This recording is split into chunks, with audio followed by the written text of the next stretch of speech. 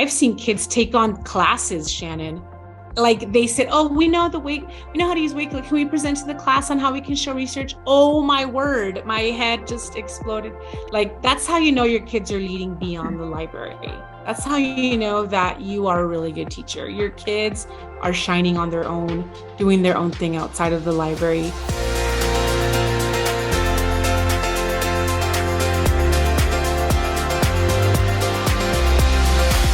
Hello, friends, and welcome to Season 5, the Future Ready Librarian podcast series, Leading from the Library. This is a podcast for all librarians, wherever you are in your journey. It is filled with amazing guests, important topics, and engaging conversations that will inspire, engage, and support all of us as future ready librarians. I am your host, Shannon McClintock Miller. I am the district teacher librarian at Van Meter Community School in Van Meter, Iowa, and I serve as the Future Ready Librarian spokesperson. I have the pleasure of working within my library and school community and also with others around the country and world through Future Ready Librarian events, conferences, consulting, writing, and more. And I am so honored to bring these voices and the work of others to our podcast and to all of you. And today, I am so excited to welcome my friend Wenndy onto the podcast. We have been trying for so long to get together to chat about student leadership in the library. But first, I'm going to have you introduce yourself and tell us a little about yourself. Absolutely. Thank you so much for having me on the podcast. I'm so happy that we finally got together and we're going to talk about one of the things that I really care about. So my name is Wenndy Prey, and I am from deep South Texas. I'm talking deeper than San Antonio. I know people think San Antonio is deep South Texas. It is not. Deep South Texas is where the river is, where the Rio Grande River is. I'm about 8 miles away from that river, 8 miles north of that river. So that's where I'm from. I've been a teacher for 15 years. This is my 15th year in education, and I've been a librarian for 6 years, all of that time in the middle school library. And so one of the things that I really love and I care about is creating student leaders in the library, but by building foundations that they'll need to work in any job that they will ever that they can ever have, whether they're owners of their companies, whether they're helping their dad's business, whether they're baking out of their kitchen, or whether they're going into, big companies, advertising. These are skills that are building professionals in your library. And so that's one of my pride and joy projects that I do all the time with my library ambassadors. And it's been great to see them flourish and to see them grow, and most importantly for them to come back and tell you many years after they've crossed paths with you that you've really made a difference in their lives. Oh, that's so great.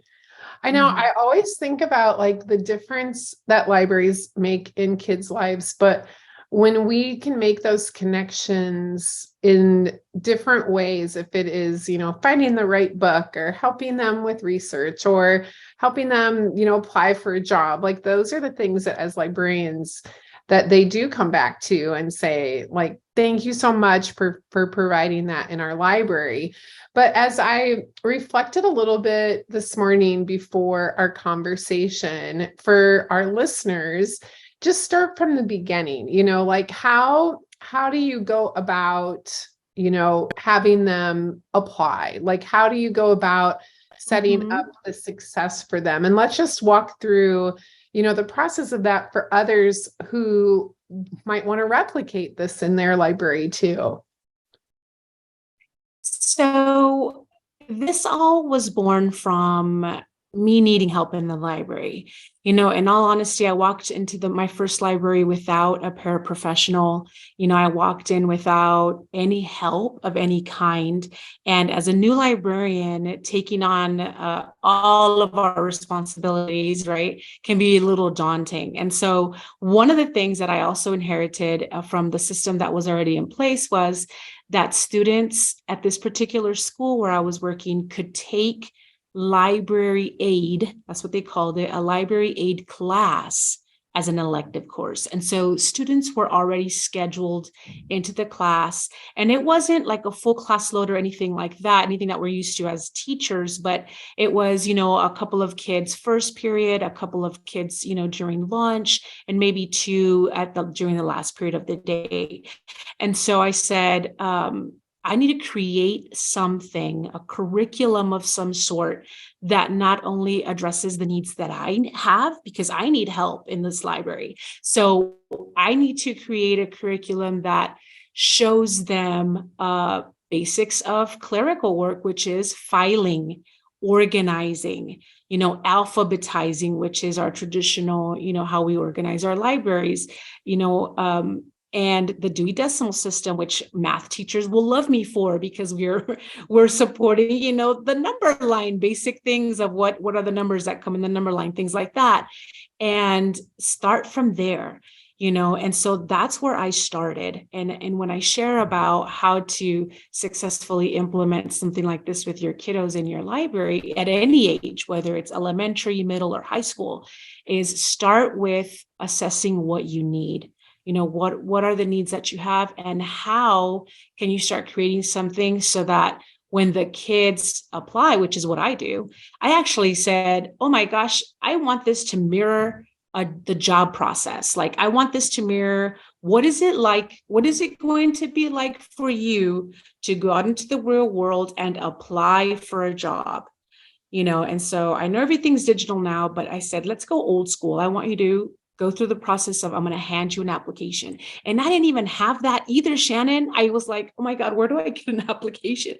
And so I connected with the yearbook teacher and I said, hey, do you have an application, for your photographers for yearbook or for your photography class or anything at this point, back to teacher, year one, beg, steal, and borrow, like, lend me something, I will tweak it. And he was awesome enough, and he sent over his application. I modified it, and I said, you know what?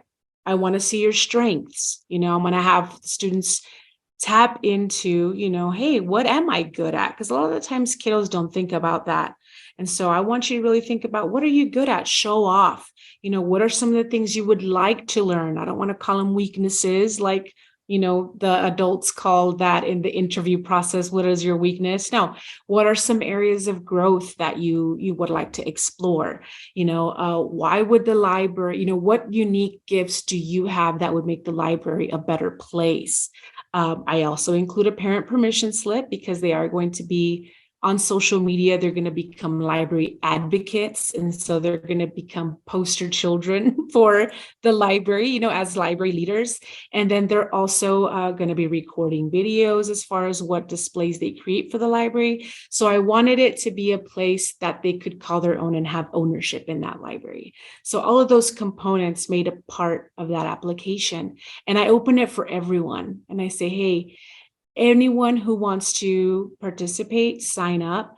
But for the kiddos in that particular dynamic of that particular school, anyone who had the class had to fill out the application, and even if they didn't, because sometimes the counselors will just put, hey, this kid is just, he needs a place to go because he's out of control, what have you. I worked with that student too, hey, you have strengths too. You have areas of interest to grow in too. So let's work with that, and so that's where I started. And those are the process I am embedded, and it's only grown from there. How many It's do been you really have? great. How many do you have right now? So at one point, the most I've ever had was 12. And I will say that was daunting, because now you have to administer the library program, do your library lessons, collaborate with teachers, and oversee, your library leaders. What are they doing? Because you don't want them to be, with idle time either. And then the least amount I've ever had is like 2. Yeah. Which is probably like, I need more kids, because they're only with you for a certain amount of time. And then I've also done the program where there's no such thing as a library aid class, and it's 100% volunteer based. So then now you have kiddos coming in whenever they can, which is in the morning, right before school starts, during the lunchtime, which is peak time for a lot of libraries, peak traffic time, or after school, where it's kind of between those two times of the day. And so you work with, and I always tell them, guys, the library is always better when you are in it. So whenever you can devote time to helping me do anything, really, from reading the shelves. Sometimes I'll have sixth graders sign up, and I have eighth graders that are actually doing the shelving. I'll show my sixth graders how to read the shelves. Hey, you don't got to know what the order is.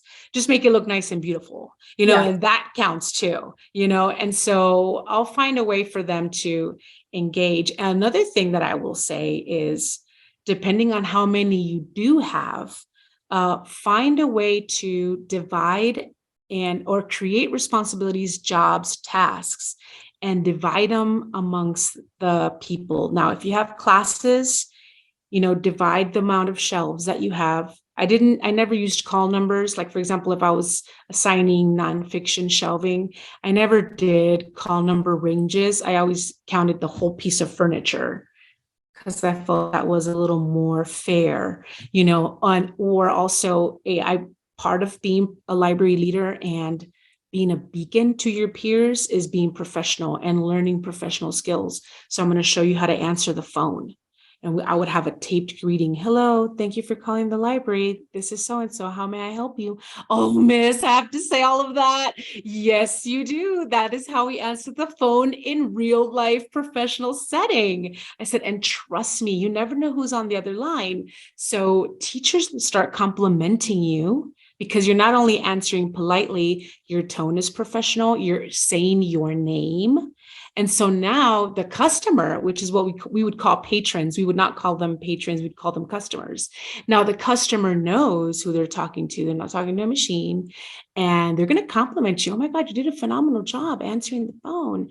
And that, hesitation and the little embarrassment that they get will start fizzling out, and they'll just grow confidence. So there's professional communication, greeting the customer at the door, not just standing there like they do at some of these companies out there, but hi, how may I help you? What are you looking for today? And assigning them those shelves helps them become familiar with the library. So if somebody says, hey, I'm looking for a book by so-and-so, you already know where to take the customer. And even if you don't know, I also teach them how to look up books in the catalog. And so now they become customer service agents, and all of these things you'll use in the professional world. So that's yeah. One thing too that you mentioned in the beginning was using like the parent permission form, because they're going to be using social media. And one time, this was like 10 years ago now, I actually taught a class to our kids about building their PLN. And it made me think about that, because I remember at the time, the kids who took the class, we had half of them in Van Meter, Iowa, and half of them were with my friend Bill Brannick in Philly. And we taught the class every day. Amazing. It was amazing. And my daughter, Brianna, was in the class. And I remember even at the time, like, she's like, I don't know why I need to sign up for Twitter.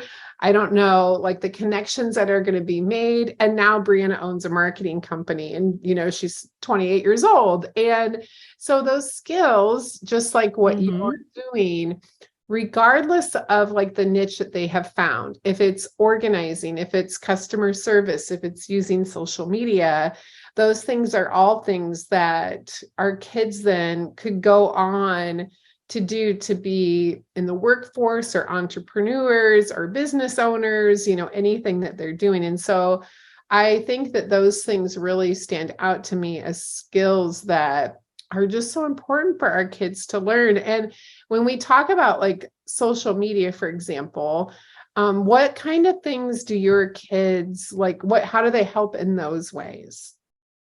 So I've only ever worked in middle school, and so not all students have access to either a phone. Most of them do, but some of them don't. So I've had to create activities where they can all equally participate. And so two very awesome tools pop up: Adobe Creative Cloud and Canva. And so starting with Canva, they have an excellent integration of the Google Classroom roster that you have, which is how I communicate with my student leaders in the library. And I teach them how to do graphic design.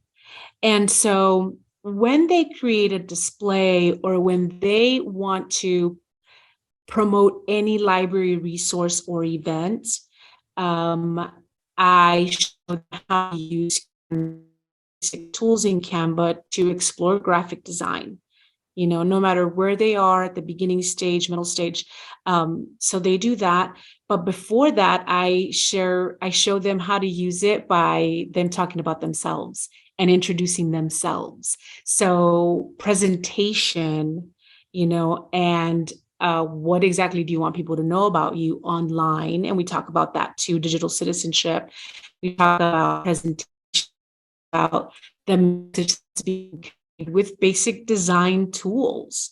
Is it too busy? Is it cluttered? What colors are you using? What's the contrast? Think of this graphic design as a billboard on the highway, just like you would a display in the library. These billboards are quick. People don't have time to sit down in front of the billboard for 10 minutes. They're driving by. You need to make an impression in 3 seconds. So choose wisely. And so the kids are having fun designing things on using technology, but at the same time, you're tapping into everything they're learning in the classroom, like symbolism, and theme, right? These abstract skills that they need to know, and inferencing. What do you want people to understand from the very few elements that you're showing them on one image? And so those are some of the things that we go a little bit deeper in when we create these graphic displays for social media. Now, they themselves are not at the helm of releasing the information on social media. They send that to me and I do that for them. But they're the content creators, when it comes to that. So that's always a good thing. Yeah, Bree will love listening to this because that's, a huge part of her job and the things, that in high school, why we were teaching them these different skills and tools that we were using. And, that was 10, 11 years ago, but Canva's definitely her best friend. So I love that. I think that's so great. Yeah. Another thing too, that I know you are very involved in is the Wakelet Ambassador program for students. So I want you to mention that because I do think that that's such an amazing resource for others to get involved in too. Yes. So one of the things that Wakelet Student Ambassador Program saved me during the pandemic. I had a curriculum that was very in person. The students had to be in the library to help me, and when the pandemic came and we had to learn from home, I, like other teachers, had to create digital content for students to learn. And so enter Wakelet, digital, their program that they have for the students. And what I loved about this program is that it allows the students to not only explore a digital tool, but to really think about how they're going to use it so that it stands the test of time. Like, I don't just want to introduce you, oh, this is the next cool thing, but I want to introduce you to a product that will be useful to you no matter what you do. So the way it's set up, and shout out to Tisha Poncio and Deb Zeman who created this program, it is the 6 different C's, right? The 6 C's of learning: curation. And I go over them with, this is how you search for items online. This is how you look at the results that you're getting online. The first thing that they do on that program is talk about themselves, what's important to them, what are some dreams and goals that they have for themselves, what favorite subject do they have in school. And so I teach them how to use the different features within Wakelet to represent themselves. And so they do that, which is the easiest one, but I love it because it shows them all of the tools and features we're going to use later. The second task has to do with critical thinking. You're going to take one topic that is controversial or has two sides, and now we're learning how to listen to ideas that may not be like ours, right? And then analyzing them and finding a peaceful medium to where you can say, I agree, I don't agree, this is why, and I respect that point of view, And so they're learning how to interact with these types of ideas in the real world. The third one is about creating. So that's where they create their badge on Canva, or their graphic about themselves, but it's actually not about themselves. It's about what Wakelet means to students. So one of the things I love about that task is that they have to incorporate three words: community, culture, or community, communication, and diversity. And so they have to, think about, I told them, you can't just put text on a graphic. Nobody wants to be the symbols you use, the graphic you use, can image. And one of the other things I love about that task is that they have to talk through their struggles. And they talk about that on a flip video, and they say, you know what? I first started doing this, then I struggled, but this is the way I overcame my struggle. And so they themselves are talking about, hey, not only am I learning how I got over this design, kink that I had, but hey, this is how you cope with difficulties in life. You can apply the tools that you're learning here to future things. And then the others are research-based. They learn how to present digitally. I use Screencastify for that particular project. And at the end, they just culminate everything and create their first portfolio ever. I go into resume building, which is the pièce de résistance, right, on their portfolio. And the kids leave the library as 8th graders with a portfolio of academic work of their own choosing, because I only tell them, this is the structure, the topic is yours. I only show you how to research and gather the information. The product is yours. What you want to convey with your work is all yours. And so they leave with this piece of work. And then I also tell them, and by the way, now that you're going to apply for your first job after high school, guess who your first reference is going to be? Me, because I'm technically your first boss ever. So reach out, get a hold of me. I will gladly write a recommendation letter. But the Wakelet Student Ambassador Program is an amazing tool that is incredibly versatile. The structure is just perfect. And it not only saved me during the pandemic, but it also helped me incorporate some of these skills that the kids needed to use, besides just doing work that requires a physical presence in the library. What are some of the behind the scenes things that you need to know how to do as a professional and a leader, and do them on your own terms with things that you care about that are relevant to you? And so I've seen kids take on classes, Shannon. Like they said, oh, we know how to use Wakelet. Can we present to the class on how we can show research? Oh my word, my head just exploded. Like, that's how you know your kids are leading beyond the library. That's how you know that you are a really good teacher. Your kids are shining on their own, doing their own thing outside of the library. And yeah, I actually had that happen. It was like tears. Oh, so great. Very proud. Yeah. I love all your stories. I think that's so amazing. You're doing great things, my friend. And I can't wait for people to listen to this, but also I can't wait for people just to follow you if they don't, because I think that's, part of the way that we all share stories. So let's just end that too with telling people where they can find you on social or find you online. Yeah, so you can visit me on Twitter. You can follow me on Twitter, and I am at wpray_. I am on Instagram at PrayTellLibrarian. And you can also visit my website, wpray.com, and just learn a little bit more about me there and how I contribute to my professional community and to my personal learning network, and just some of the things that I love and I'm passionate about in the library world. Thank you so much, Shannon. I appreciate so much sharing about something I love with all my heart. Oh, you're so welcome. I love it. I love it. And thank you just for joining us, but also just everything that you shared. I think it's so great. Everyone's going to be able to find Wendy's information attached to this podcast, along with a certificate of professional development that you can download and fill out to use. As always, thank you to all of our listeners for joining us for this episode of the Future Ready Librarian podcast series, Leading from the Library, and a very special thank you to our sponsors, Follett. You make a difference in our library, schools, and within our lives, and that of our students every day. We appreciate everything you do. I hope that you take what you learned in today's podcast and put it to use within your practice as a future ready librarian.